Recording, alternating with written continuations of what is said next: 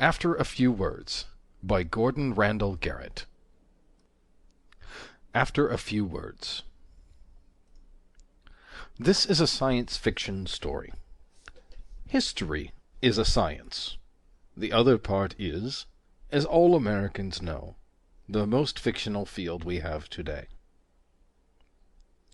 He settled himself comfortably in his seat and carefully put the helmet on, pulling it down firmly until it was properly seated. For a moment he could see nothing. Then his hand moved up and, with a flick of the wrist, lifted the visor.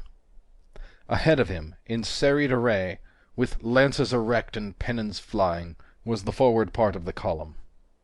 Far ahead, he knew, were the Knights Templars, who had taken the advance. Behind the Templars rode the mailed knights of Brittany and Anjou. These were followed by King Guy of Jerusalem and the host of Poitou. He himself, Sir Robert de Bouain, was riding with the Norman and English troops just behind the men of Poitou. Sir Robert turned slightly in his saddle. To his right he could see the brilliant red and gold banner of the lion-hearted Richard of England. Gules impale 3 lions passant gaudant, or. Behind the standard-bearer, his great war-horse moving with a steady, measured pace, his coronet of gold on his steel helm gleaming in the glaring desert sun, the lions of England on his firm-held shield, was the king himself. Further behind, the Knights Hospitallers protected the rear, guarding the column of the hosts of Christendom from harassment by the Bedouins. "By Our Lady," came a voice from his left, 3 days out from Acre, and the accursed Saracens still elude us." Sir Robert de Bouain twisted again in his saddle to look at the knight riding alongside him. Sir Gaeton de l'Arc-Tombé sat tall and straight in his saddle, his visor up, his blue eyes narrowed against the glare of the sun. Sir Robert's lips formed a smile. "They are not far off, Sir Gaeton. They have been following us. As we march parallel to the sea-coast, so they have been marching with us in those hills to the east." "Like the jackals they are," said Sir Gaeton. "They assail us from the rear, and they set up traps in our path ahead. Our spies tell us that the Turks lie ahead of us in countless numbers, and yet they fear to face us in open battle." "Is it fear, or are they merely gathering their forces?" "Both," said Sir Gaeton flatly. "They fear us, else they would not dally to amass so fearsome a force.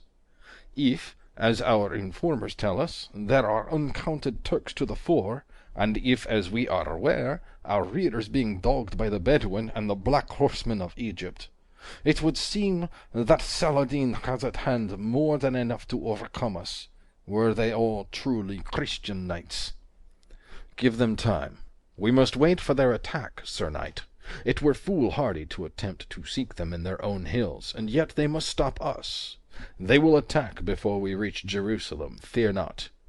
"We of Gascony fear no heathen Mussulman," Sir Gaeton growled. "It's this hellish heat that is driving me mad." He pointed toward the eastern hills. "The sun is yet low, and already the heat is unbearable." Sir Robert heard his own laugh echo hollowly within his helmet. "Perhaps 'twere better to be mad when the assault comes. Madmen fight better than men of cooler blood."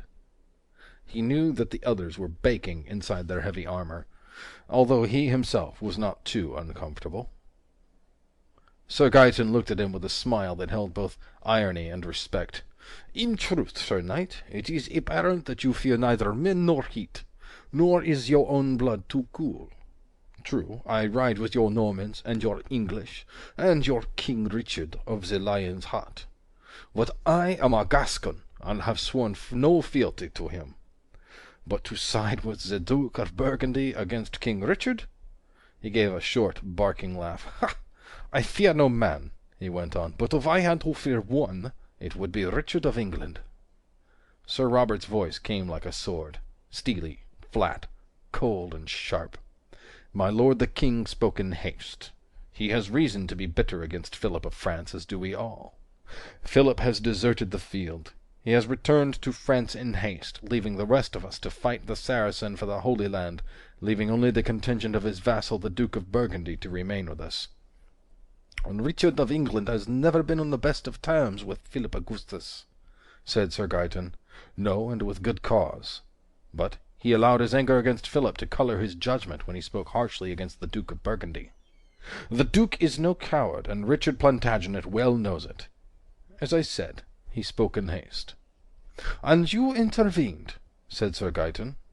It was my duty. Sir Robert's voice was stubborn. Could we have permitted a quarrel to develop between the two finest knights and war leaders in Christendom at this crucial point? The desertion of Philip of France has cost us dearly. Could we permit the desertion of Burgundy too? You did what must be done in honour, the Gascon conceded, but you have not gained the love of Richard by doing so. Sir Robert felt his jaw set firmly. My king knows I am loyal. Sir Gaeton said nothing more, but there was a look in his eyes that showed that he felt that Richard of England might even doubt the loyalty of Sir Robert de Bouain. Sir Robert rode on in silence, feeling the movement of the horse beneath him. There was a sudden sound to the rear. Like the wash of the tide from the sea came the sound of Saracen war cries, and the clash of steel and steel mingled with the sounds of horses in agony and anger. Sir Robert turned his horse to look. The negro troops of Saladin's Egyptian contingent were thundering down upon the rear. They clashed with the Hospitallers, slamming in like a rain of heavy stones, too close in for the use of bows. There was only the sword against armor, like the sound of 1,000 hammers against 1,000 anvils. "Stand fast! Stand fast! Hold them off!" It was the voice of King Richard, sounding like a clarion over the din of battle. Sir Robert felt his horse move, as though it were urging him on toward the battle, but his hand held to the reins, keeping the great charger in check. The king had said, "Stand fast," and this was no time to disobey the orders of Richard. The Saracen troops were coming in from the rear, and the Hospitallers were taking the brunt of the charge. They fought like madmen, but they were slowly being forced back. The master of the Hospitallers rode to the rear, to the king's standard, which hardly moved in the still desert air now that the column had stopped moving. The voice of the Duke of Burgundy came to Sir Robert's ears. "Stand fast! The king bids you all to stand fast," said the Duke, his voice fading as he rode up on the column toward the Knights of Poitou and the Knights Templars. The master of the Hospitallers was speaking in a low, urgent voice to the king. "My lord, we are pressed on by the enemy and in danger of eternal infamy. We are losing our horses, one after the other." "Good master," said Richard, "it is you who must sustain their attack. No one can be everywhere at once." The master of the Hospitallers nodded curtly and charged back into the fray. The king turned to Sir Baldwin de Carrero, who sat a horse near by and pointed toward the eastern hills. "They will come from there, hitting us in the flank. We cannot afford to amass a rearward charge. To do so would be to fall directly into the hands of the Saracen." A voice very close to Sir Robert said, "Richard is right. If we go to the aid of the Hospitallers, we will expose the column to a flank attack." It was Sir Gaeton.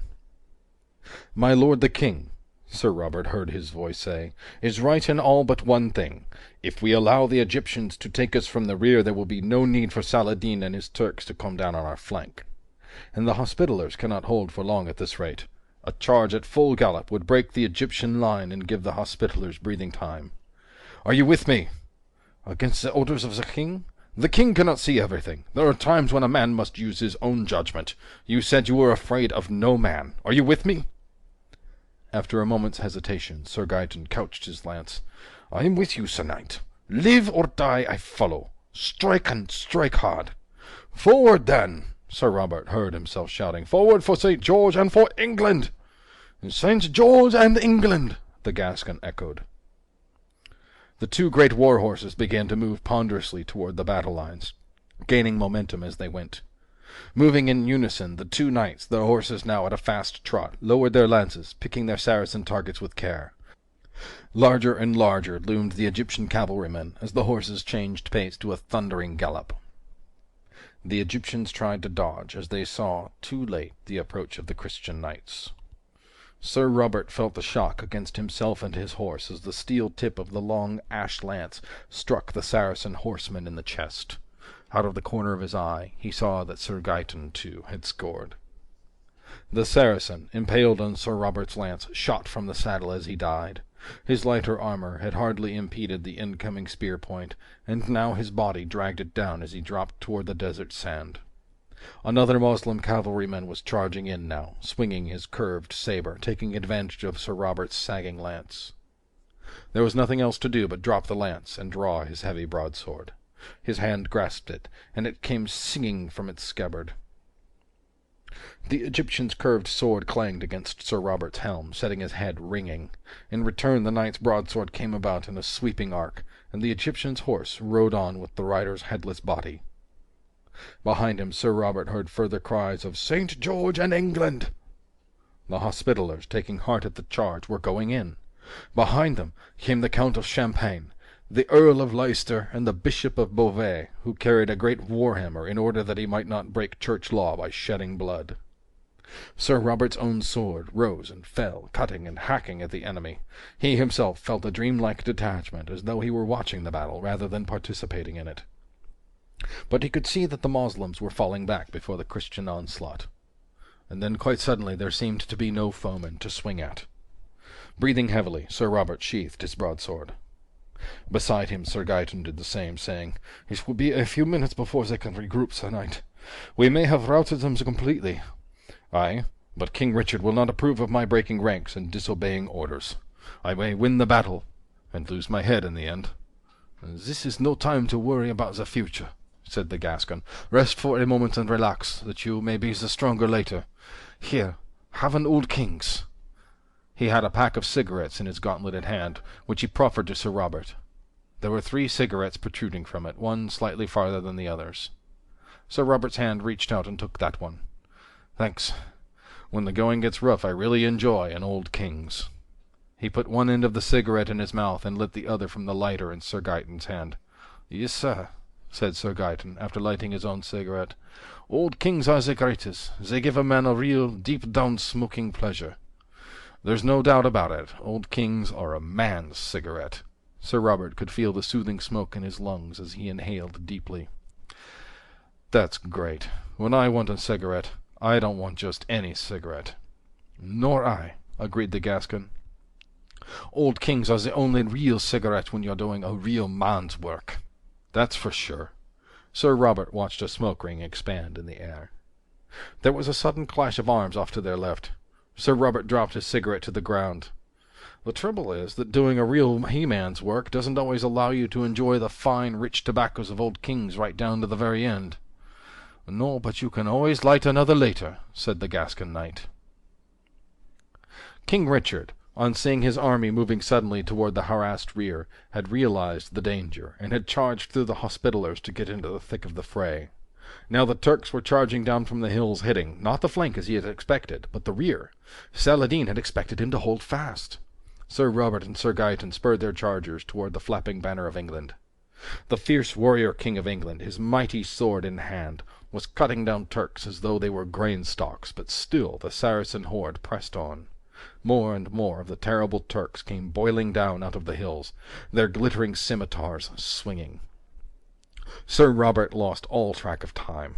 There was nothing to do but keep his own great broadsword moving, swinging like some gigantic metronome as he hacked down the Moslem foes. And then suddenly he found himself surrounded by the Saracens. He was isolated and alone, cut off from the rest of the Christian forces. He glanced quickly around as he slashed another Saracen from pate to breastbone. Where was Sir Gaeton? Where were the others? Where was the red and gold banner of England? He caught a glimpse of the fluttering banner far to the rear, and started to fall back. And then he saw another knight nearby, a huge man, who swung his sparkling blade with power and force. On his steel helm gleamed a golden coronet. Richard! And the great king, in spite of his prowess, was outnumbered heavily, and would within seconds be cut down by the Saracen horde. Without hesitation, Sir Robert plunged his horse toward the surrounded monarch, his great blade cutting a path before him. He saw Richard go down, falling from the saddle of his charger, but by that time his own sword was cutting into the screaming Saracens, and they had no time to attempt any further mischief to the king. They had their hands full with Sir Robert de Bouain. He did not know how long he fought there, holding his charger motionless over the inert body of the fallen king, hewing down the screaming enemy, but presently he heard the familiar cry of "For St. George and for England!" behind him. The Norman and English troops were charging in, bringing with them the banner of England. And then Richard was on his feet, cleaving the air about him with his own broadsword. Its bright edge, besmeared with Saracen blood, was biting viciously into the foe. The Turks began to fall back. Within seconds the Christian knights were boiling around the embattled pair, forcing the Turks into retreat, and for the second time Sir Robert found himself with no one to fight. And a voice was saying, "You have done well this day, Sir Knight. Richard Plantagenet will not forget." Sir Robert turned in his saddle to face the smiling king. "My lord king, be assured that I would never forget my loyalty to my sovereign and liege lord. My sword and my life are yours whenever you call." King Richard's gauntleted hand grasped his own. "If it please God, I shall never ask your life. An earldom awaits you when we return to England, Sir Knight." And then the king mounted his horse and was running full gallop after the retreating Saracens. Robert took off his helmet. He blinked for a second to adjust his eyes to the relative dimness of the studio. After the brightness of the desert that the televicarian helmet had projected into his eyes, the studio seemed strangely cave-like. "How'd you like it, Bob?" asked one of the two producers of the show. Robert Bowen nodded briskly and patted the Televic helmet. "It was okay," he said. "Good show. A little talky at the beginning, and it needs a better fade-out, but the action scenes were fine. The sponsor ought to like it. For a while, at least." "What you mean, for a while?" Robert Bowen sighed. "If this thing goes on the air the way it is, he'll lose sales." "Why? Commercial not good enough?" "Too good. Man, I've smoked Old Kings, and believe me, the real thing never tasted as good as that cigarette did in the commercial." End of After a Few Words by Gordon Randall Garrett. Recording by Corey Snow. Olympia, Washington.